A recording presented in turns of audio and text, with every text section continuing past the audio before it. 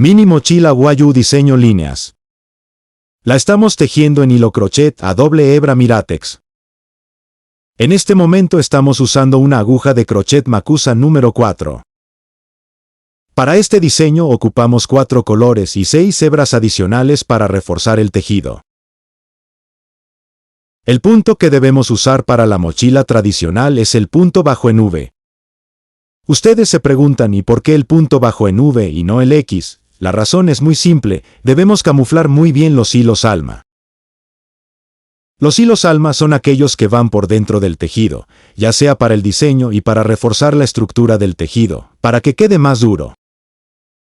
Usa buena iluminación y una silla cómoda para tejer con mayor soltura. Puedes encontrar muchos diseños en Pinterest como diseños tradicionales, diseños de animales, personajes de películas, figuras geométricas y todo lo que tú quieras.